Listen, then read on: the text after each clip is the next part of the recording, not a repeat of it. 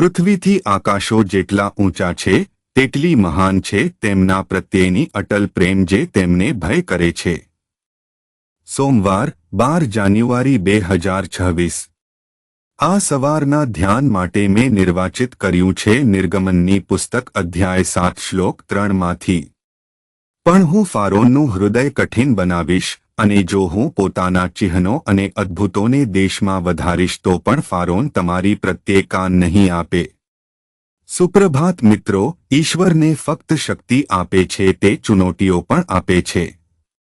આશો આ શ્લોક પર ધ્યાન કરીએ. આ સવારના ધ્યાનનું વિષય છે અમાર સમક્ષની ચુનૌતીઓ.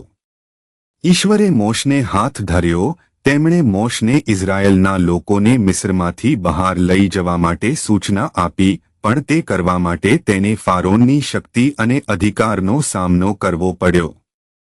ઈશ્વરે કહ્યું કે તે મોશને ફારોન સમક્ષ ઈશ્વર જેવો બનાવશે અને આરોને તેના માટે પ્રબંધ તરીકે, પણ તે પછી ઈશ્વરે કહ્યું કે તે ફારોનનું હૃદય કઠિન બનાવશે, જેથી એટલા ઘણા ચિહ્નો અને અદ્ભુતો છતાં ફારોન તેના કઠિન હૃદયને કારણે તેમની પ્રત્યે કાન નહીં આપે.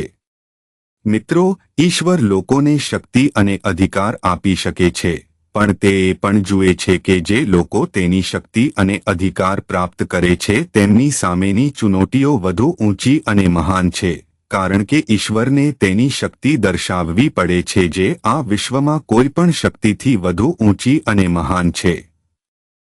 તેથી અમારે વધુ સમજવું પડશે. જેટલી ચુનૌતીઓ છે, જેટલા વધુ ઈશ્વર કરી શકે તેવા શક્તિ અને અદ્ભુતો જોઈશું, જેટલી વધુ આ વિશ્વના લોકો પાસે શક્તિ અને અધિકાર છે જે ઈશ્વરના લોકોને રોકવા માટે અથવા ઈશ્વરની શક્તિને રોકવા માટે છે, તેટલી વધુ ઈશ્વર તરફથી શક્તિ આવશે જે તેમને એવી પરિસ્થિતિઓમાંથી મુક્ત કરશે જ્યાં વિશ્વની શક્તિ અને અધિકાર તેમને બાંધી રાખે છે.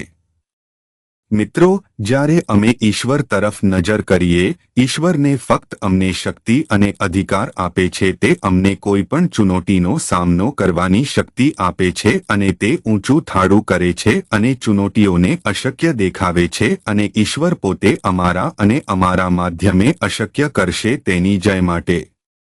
પ્રાર્થના. કૃપાળુ ઈશ્વર અમારા સ્વર્ગીય પિતા, અમને સમજવામાં મદદ કરો. ઈશ્વર માટે કંઈ પણ અશક્ય નથી. ખ્રિસ્તના નામે અમે પ્રાર્થીએ. આમીન.